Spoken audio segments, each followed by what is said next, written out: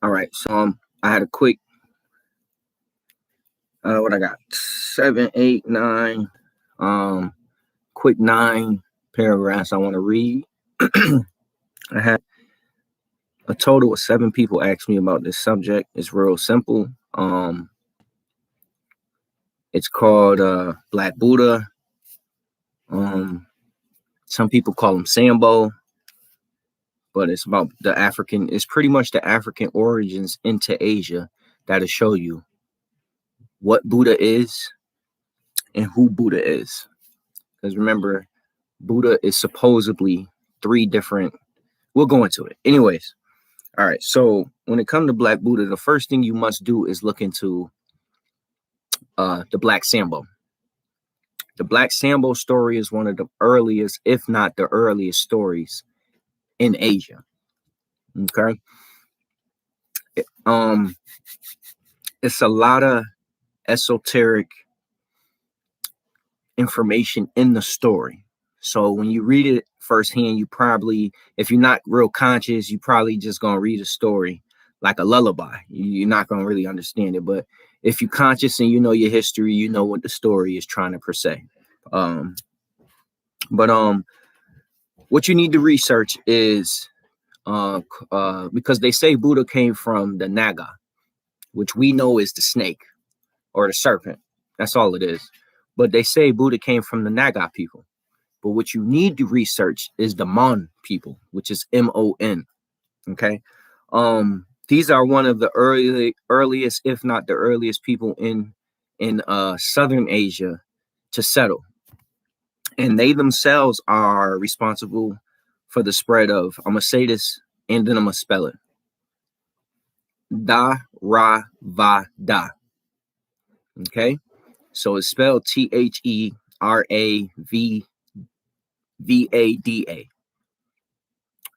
Research that. Put that word in. It's going to say Theravada Buddhism. This is your earliest Buddhism. Period. Nothing predates this canon. And the people that was responsible for spreading it are the Mon people, MON.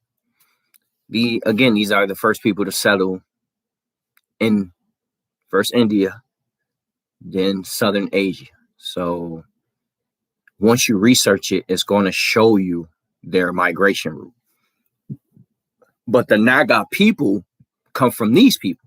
So this is why you need to predate. You need to research what's before or the original when it comes to Buddha. All right. So the oldest school in the Buddhism, oldest schools are the Theravada. These Mon people have the oldest canon in the Dhamma. Okay. It's spelled Dhamma, and then it's going to say in the Pale, so Pail. They have the oldest canon. This went back millennia. This is the oldest canon. And again, these are the Mon people that spreaded it. This is the original Buddhism. Because Buddhism has it's just like Christianity. It has many sects and many doctrines. Okay. But Buddhism is a collection of pretty much ancient African traditions, stories. Their beliefs and spiritual practices are largely based off the original teachings of the Theravada. They have very hard words. Once you research it, they have, if you research, if you ask researchers what's the hardest language to understand or to interpret, they will tell you it's the Mandarin. And all of this, when you look up it all comes from the Mon people, but they have one of the hardest languages to understand. So this is why I'm gonna spell everything. I'm not just gonna try to say it because it's very hard.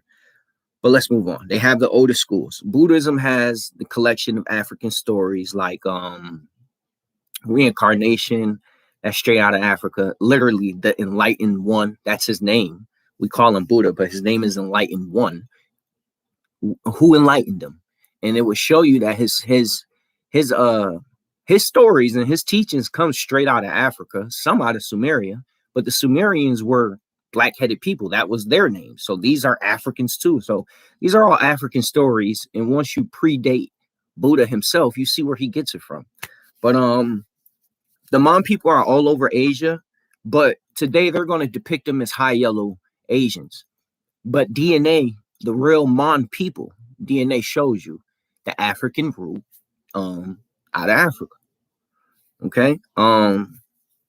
They also, a huge thing with the teachings of Buddha is that they believed in the whole age of Aquarius. Well, the age of knowledge. You know what I'm saying? They are one of the ancient, they're not the only ones. That's how you know where they got it from. But because there's ancient nations that predate it that also believe in the age of Aquarius, where it's the age of knowledge, and that supposedly, we don't know if it's interpreting the end of the world or just the end of ignorance, stupidity, the white man, pretty much. We don't know, but we do know what the teachings is trying to point to. All right, so a huge thing with the Mon people is that you have to understand where literally the name comes from. It's spelled M-O-N, okay?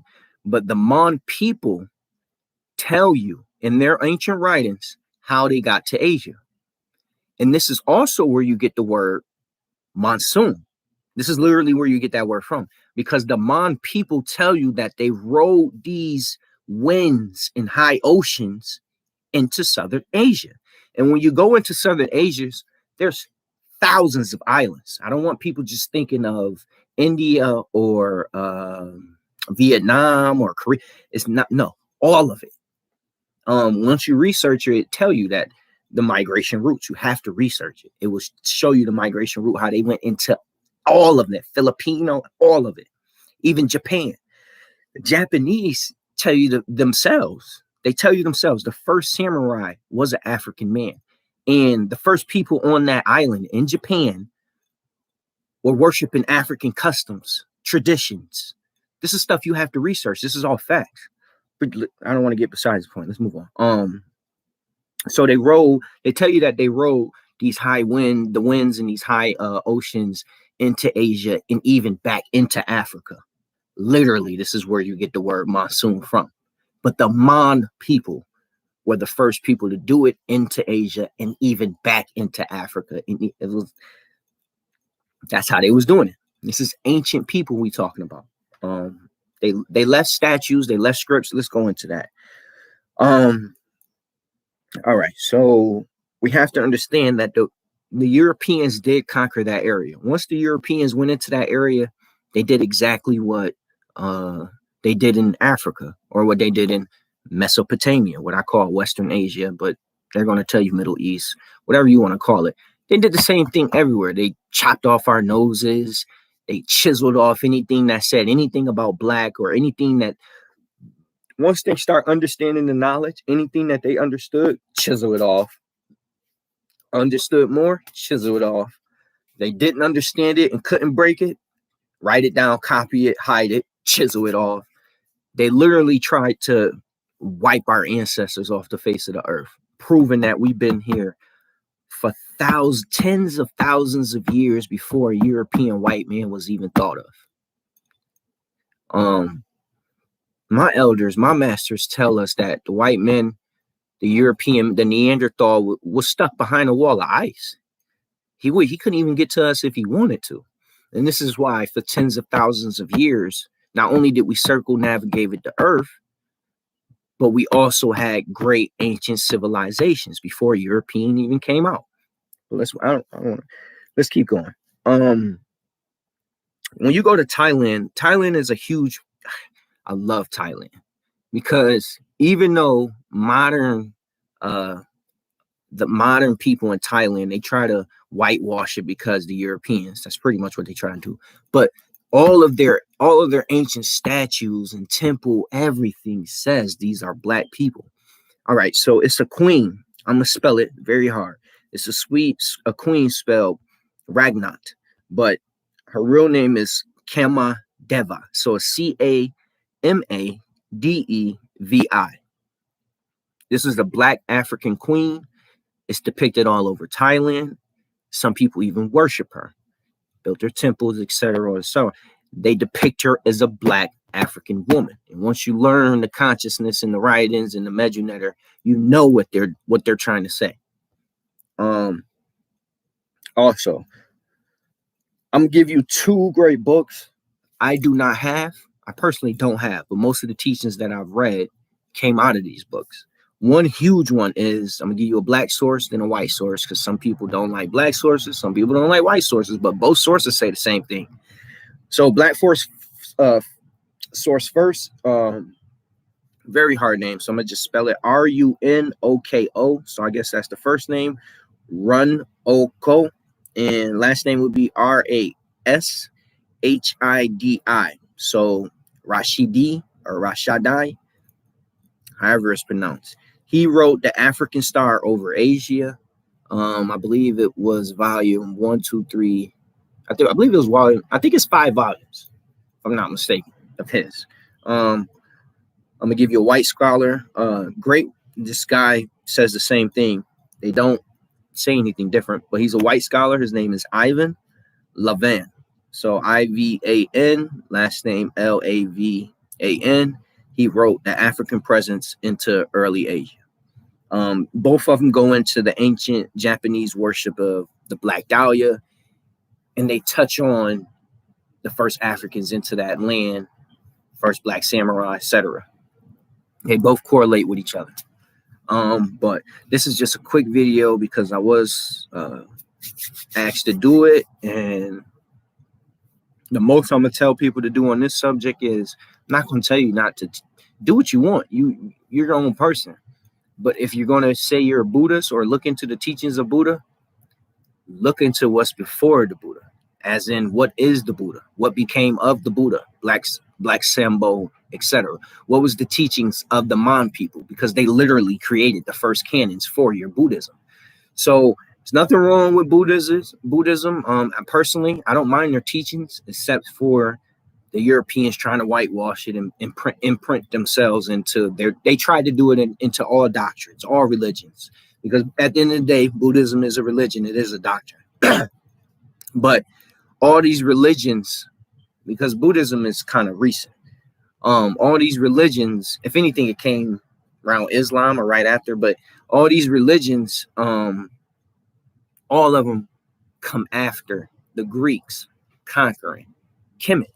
Everybody has to understand that. Nobody had these teachings but African people.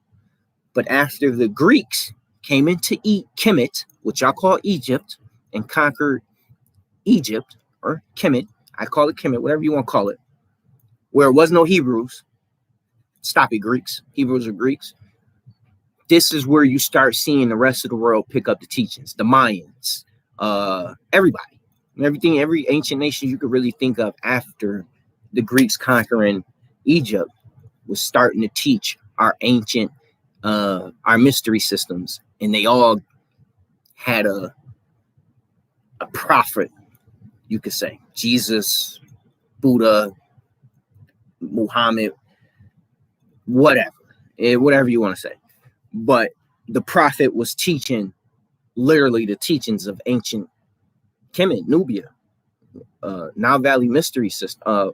What our ancient, even the Nile Valley mystery system itself is built off of African traditions and stories. It ain't just built off Nile Valley. In the beginning, it was taking knowledge from the Pygmies, which the Pygmy civilization started in New Guinea. It started in that southern western part of Africa, and it spread out. So if you're going to look into Buddha, look into Black Sambo. This is just a quick video to drop that knowledge. Sorry, I don't have no books, but I gave you books to look up. I usually do have a book, but I don't get too many people asking me about Buddha, but it's not nothing bad about Buddha. I'm not going to tell you not to. The teachings, nothing's wrong with the teachings. Just understand that the Europeans also tried to whitewash and print himself into them teachings as well. That's all it is. But I appreciate your time, and subscribe, like, etc. Join my Facebook group, inbox me, whatever. Don't matter. I'm down for debate, down for questions, down for whatever. And appreciate your time.